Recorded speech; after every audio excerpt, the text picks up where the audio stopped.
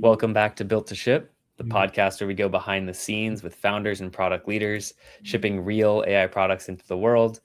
I'm your host, Tyler Postal from Voker, and today I'm excited to be joined by Eshan, co-founder, CEO of ImpulseAI, an AI platform that helps teams understand how to build ML pipelines. You just prompt it and you get data models in minutes. Eshan, it's great to have you here. Thanks for having me. Super excited. Awesome. Well, why don't we start a bit with your background and then the founding story of ImpulseAI? What were you doing before this and how'd you get the idea? Yeah, absolutely. So I have a long background, so I'll skip most of it and focus on the last few years. So I actually worked at Zesty AI as the first product manager there, where we built the world's most accurate wildfire risk model and sold this to insurance companies. So we could tell you the probability of your house being destroyed by wildfire. So that was my introduction since 2019 to 2022. That was my introduction to machine learning, deep learning, building data pipelines, building training pipelines and inference pipelines, and end to end, from cleaning the data, figuring out what data sources we needed, to producing a model that we could evaluate and back test, and then finally show this to insurance enterprise customers. And so I spent 3 years there doing that, and then I joined Protocol Labs, which is a Web3 crypto company, inventors of Filecoin, where I was doing research on Filecoin economics. And then I started a company that focused on managed fine-tuning and inference services. So you have an open source model and you need to, you want to be able to deploy serverless, or you want to fine-tune that model and deploy your own. And we focused on that. But as we were talking to customers, we realized that there were a lot of companies who did that, and what customers were looking for were not another platform that hosted open source models, but people were like, I don't have the money to hire the talent needed to build these AI models. And I also, might not have the money. Like most companies were like, I can't afford to hire the person, not that they couldn't, or that they wouldn't. And so we pivoted in October of last year. And that was a little bit scary because, pivoting feels like a failure, but it's been really good. We pivoted in October and launched our product in February. And the next generation of our agents actually coming out in a couple of weeks. And so we're excited to see the improvements that we're making. We're able to keep up with the pace of, the industry, of how fast AI is moving. And so here we are. Amazing. Well, there's a few things I'd love to dig into on that. First of all, congrats on the pivot. I think it's an exciting thing. It's funny, we talk about in the product world is like, you need to listen to users and you need to build things that they want and adapt to their needs. And that's pretty much what pivoting is. And so it sounds like instead of focusing on like fine tuning and inference for LLMs, you probably heard a lot of people actually still had challenges with all the other types of ML that are still very relevant. Like LLMs themselves can't do, time series forecasting. Maybe they can use a tool that uses a traditional ML model that does that. But there's still so much value in like traditional ML, old school ML, that's still powering a lot of the world. So am I understanding correctly that kind of the new focus for the business and the product is building like, other types of models beyond just LLM sort of applications, or am I getting that wrong? Yeah, no, that's exactly right. So the vision of our company is to build an AI researcher over the long term that can help you build a foundational model from scratch, that can do LLM or foundational model fine tuning, that can handle unstructured data for deep learning use cases like vision and NLP. But we have to start somewhere. And when we started talking to people, especially in enterprise, most of the things that people want to predict is structured data with focused on like time series or classification. All of this data lives in either Excel, CSV for companies that are not sophisticated, or don't aren't the biggest companies, and then the Fortune 500s, it lives in your Databricks and Snowflake kind of data warehouses. And so there's all this like structured data that exists, and there are lots of business analysts, product managers, marketing analysts, basically a whole bunch of people who want to be able to like predict what's going to happen based on the data that they have. So like when you think about data, you've got analytics on one side, and analytics is what's happened in the past. Well, and predictions are based on that and data, what will happen in the future. What is the probability that my customer will buy this pair of jeans? When will if you're a restaurant, like when will the KFC down the street run out of chicken as opposed to the KFC that's 10 miles away? What should the schedule look like? All of these are based on predictions. And so when we started talking to customers, we realized that they're either not doing this at all, or that they just don't have enough capacity to do more. They did the top 3 things and they want to do more, but they can't because they don't have the money or the time to hire more machine learning engineers. Makes sense. Yeah. And I mean, I could nerd out on this forever, because my background was in data science, machine learning, those kind of things before LLMs existed. And I think there's a lot of hype again around, LLMs just give a model a single prompt and it'll just perfectly do whatever task you want. And that's just not true. There's still like classification might be better, using a traditional ML model. And so you could use an LLM to help you build that, which is what you guys do, right? It's like a user can describe their problem, and then I assume you kind of go there and decide what's the right model for this. Is it, classification? Is it decision tree? Is it time series? And then you maybe manage building those data pipelines and training those models in the background. Is that accurate? Or how would you describe the flow of your product? That's exactly right. So we like to say that you can predict anything based on your data in less than a day. And so it's exactly how it works. Let's get into the flow. So I come to our web app. So we currently have a web app, and that's where we see a majority of the people who are using our product. And you give it a business problem. I want to know which customers are going to churn in the next cohort based on the data that I have. You upload your data set, whether that's uploading a CSV or connecting to Google Drive or connecting to your database.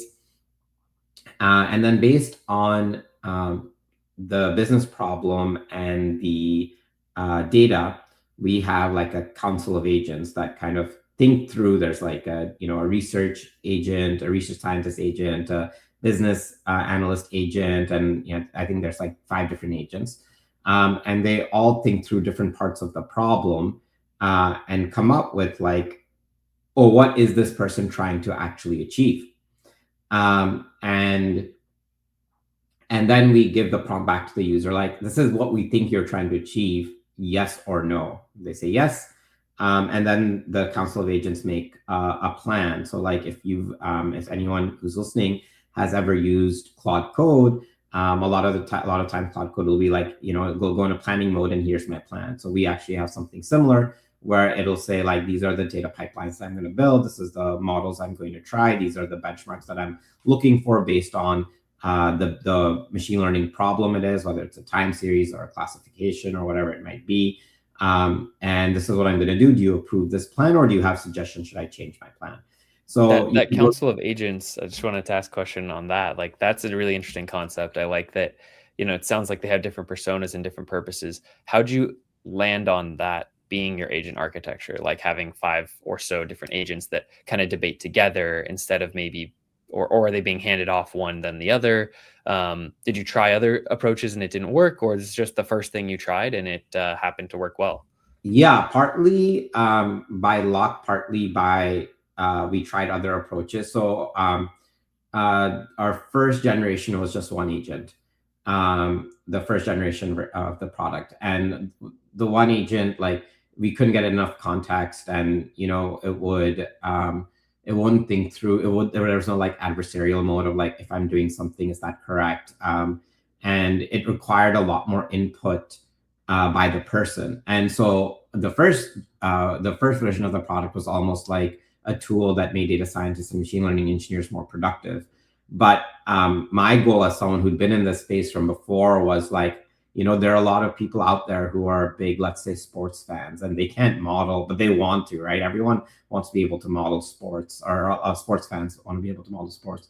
And so we started thinking about like, how can we have the AI do more? And this was also right around January when like agents got a lot better, right? So like when we started building in October, like I don't think agents could necessarily do this. Maybe Opus 4.5 could, but we didn't really see it in the way that we needed to. But then in January, we realized that the agents were getting a lot better. And so that's how we just kind of thought about the problem. And, it's funny. We actually did this, I think, I maybe I'm mispronouncing his name, but like Andre Karpathy made that big post about like having a council of agents. Our team actually came to the same conclusion before he wrote that blog post, and then it felt like validation that, hey guys, like this, he's kind of proposed the same kind of architecture. And so that was really funny that happened. I think it happened within like days from the time that we like made that decision and then the blog post came out. It's crazy how fast the space is moving, how, easy it is in a way to test things, right? And so like, yeah, it doesn't take a huge research lab or, the quote unquote thought leader of the space to discover something. You're seeing discoveries come from all corners of, these new startups and innovative teams like you guys. When it comes to this like council of agents, how do you facilitate them working together? Like, is it one speaks, are they in a kind of like a chat room together, or does one have to decide to hand off to the next agent? Because a lot of the workflows, and it might be different for yours, but a lot of the workflows that I've talked to of other folks on the pod is like, oh, I have this agent that orchestrates and decides who to hand off a part of a task to, but then the orchestrator is still in charge of everything. Council seems to imply more like they're equal partners. Is that true? Or how does that collaboration work? So they do talk to each other, but they also have their own tasks. And then there is like one main orchestration agent. And I'm going to keep this just at a high level, mainly because I didn't build this part of the system, so I don't want to misspeak. But essentially, like each of the agents are tasked with researching, their domain, whether it's like the business agent or the research scientist agent or the machine learning engineer agent, right? Like there's the training and the inference and the data pipelines, and then we have a data agent that specifically thinks about like what is the data set that we have and what can we do. And so actually before when the council of agents start, the first thing that actually happens is the data agent actually runs. And the reason is it basically does what we call an exploratory data analysis, right? How many columns do you have? How many rows do you have? Simple stuff. And then it starts thinking about like, what is your data completeness? Do you have lots of duplicates? Do you have lots of missing data? Is your data set big enough? Do you have enough general examples so that the data can learn, but not too many general examples, so the model is not going to be able to teach the thing that you want it to.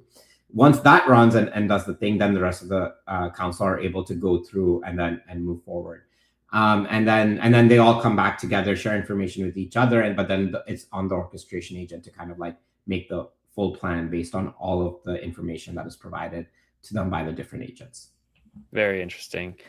And when, what, maybe going back to the flow, what's the next step? So the council decides, maybe the agents go off and do some tasks.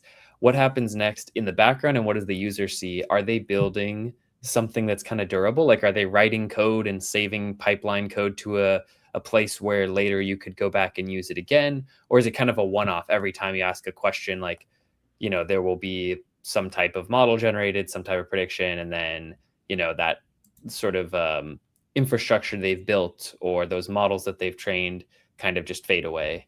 So it's more durable. So I think this is something that's interesting, is that part of what we're giving to customers is like the end state is just not a model, it's an outcome. And what I mean by that is that you can use the model in our UI, or you can download it. If you're like, hey, I want to download the model, I want to self-host it, you can do that. And then the third thing is that you can, with one click, you can deploy on our infrastructure and have an API so that you don't have to worry about that. And so the reason why we give these three options are basically like, there are lots of people who are like, I just have data and I want to run predictions on it, and then I'm in a CSV file, and then I'm going to do some analytics outside of the platform. And so they're kind of able to just do batch inference inside the UI. And then, of course, if you have an application where a model is doing something, or you have like a workflow where like model outputs matter into like the next steps of the workflow, you want that API endpoint. And so that's like the end state. So the question became then like, how do we get there from what the council of agents are thinking? And so we wanted to make this durable in the sense that like we allow you to download the model, we allow you to download the training pipeline code, we allow you to download basically everything that is up to like hosting on our own infrastructure, because that's just on our infrastructure. And so people are able to do different things with it. But to continue with the workflow example, so what happens is you see like, I'm going to just again use Cloud Code or Codex as a reference, but like on the right side, on the main panel, we've got two panels. On the main panel, you're seeing like visualizations of your data and where we are in the pipeline. And on the right side, you're seeing like what the agents are doing in real time. So you'll see like the council will deliberate, then they'll tell you what, you'll get a message of like what the council thought. Then you'll see like if, let's say model training is happening, it'll say like, hey, I think like these three models are the best that I should try. And so you could say like, oh, this could be like GBM, XGBoost, and Cat Boost. And so then there's three models that it's trying. It looks at like the different accuracies. Once it gets to that, then the next step, it'll try different types of stacking or ensemble options. And generally comes to like, oh, I've tried 5 or 6 models. This is the best that I could do right now. And then prompts the user like, do you want to test it with predictions? Do you want me to like make improvements and whatever it might be? And then once all of that happens, like at the end, you have, an output that is either generate predictions through the UI or the API. Really cool. I like that UX, of having, I'm a big fan of like the multi-panel, especially when you have like the agent controlling something. And then if you have a visualization, it's great to see the agent manipulating that or, producing that on a separate screen. I think in the early days, there was too much just like raw text for every single situation. And like, obviously that's not the best interface for everything. We're coming close on time, so I want to wrap up with the question that's top of mind for a lot of companies that are starting to get agents into production. How do you monitor the quality of, your agents? I can think of a few things. Number one, you need to know, did it interpret the user's question properly? Number two, did it, have, was the data good enough to make a prediction on or not? And then like, did it use the right model? Did it use the right, you mentioned accuracy as a metric. There's a specific type of, to get nerdy in ML, there's a specific type of metric called accuracy, but there's other types of metrics that also are quote unquote accuracy metrics, and determining which is right is tough. So many people are just getting to production now and they're realizing, oh, my traces or my few evals that I had for, a dev environment, they don't cut it when I give this to users and they start asking me for things I never expected. How are you guys handling that? Like, what has worked and what are you still trying to figure out when it comes to monitoring complex agents that can do a lot of different things in production? Yeah, so we're definitely early on this, both as an industry and internally at Impulse. So when we think about metrics, the first thing is the data. Like the data agent makes some decision of whether you can or cannot train a model. Is it right? Right. So like, we'll analyze that and make sure like the data agent is actually working correctly, because if the data agent fails, everything downstream fails. And when you say analyze that, is that something like you have your product and engineering team like go and audit them, a sample of them? Do you have some sort of automated system that checks it? What are you finding works the best for that? Right now, we're like running scripts manually on the data agent to see like how it actually does. So it's sampling. But our goal is to build an automated system that, that we've learned over our time in data science and machine learning of like, these are the things that you should check for. It's just relatively easy, right? Like completeness and is the sample size big enough and stuff like that. And so those are some, that's one example we're planning on automate. The second thing we think about when we think about evaluations is because we're starting with like structured data, then we start looking at like, how does the model actually perform? So like if you care about just accuracy, as in out of 100 predictions, how many are getting right? There's one for class, and then depending on different types of machine learning models, there are different types of metrics, like you mentioned, right? So for classification, we've got like F1 score and precision and recall. So we look at those, etc. And so the first thing we actually do is we actually use Kaggle to see like that's smart. Yeah. And the reason is that it's like a third party. So we're not, we can publicly talk about like, hey, we did like XYZ on Kaggle, but it also helps us focus on like, how did we do on the modeling part? Because, in enterprise, the hard part is actually like figuring out what data should be used. And, there's messy data and some of it is missing and the format isn't right. And there's all these issues when it comes to data. And that is actually like 70 to 80% of data science, as you probably have experienced. But like, we want to be able to test different things, right? And so this tests us one specific thing. And then, the next step to that is once we're in a comfortable spot with like, oh, generally this system is working well for creating machine learning models, and we start looking at like, are the prompts that we're sending back to the user good? And that's right now we're doing simple stuff like LLM as a judge.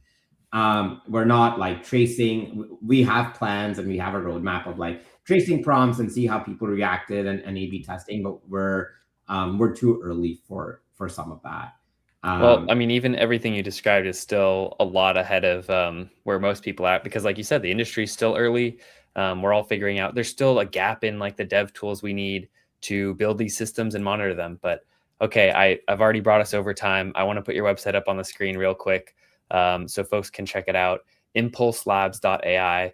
Please share who should check out Impulse Labs. What's the best way to follow along on socials, etc. Looks like you have a free trial, so maybe that's something they should check out first. But I'll pass it on to you. Yeah, absolutely. So thanks for bringing the website up. So the first thing is that we're going to be launching a way better and brand new website in 2 weeks. I'm super excited about that. But if you want to try the product, you can do two things. You can either try it for free. Everyone, the free plan, you get like unlimited data sets and one model, so that you can go in and build a model and you can deploy that model. And that allows you to try out the free plan. If you don't have data, or you are, hey, I have data, but I don't know what I should upload, you can email me. You can, hey@impulselabs.ai is our corporate email. So you can email us there, or DM me on LinkedIn and X, and I'll respond, and I can help you get set up. And so those are basically the two ways that the two best ways for anyone listening to try the product. Amazing. And again, I love the flexibility of like the fact that it's, as you say here, built for technical and non-technical teams. If you just want a prediction, you can go and upload a data set, or if you want to actually have the raw model, host it yourself, etc., they have that option too. Again, I could keep chatting forever. This has been a great conversation, Eshan. Thanks again for coming onto the pod. And for those listening in, thank you for tuning in to Built to Ship. If you're building something, go ship it, and we'll see you next time. All right. Thank you.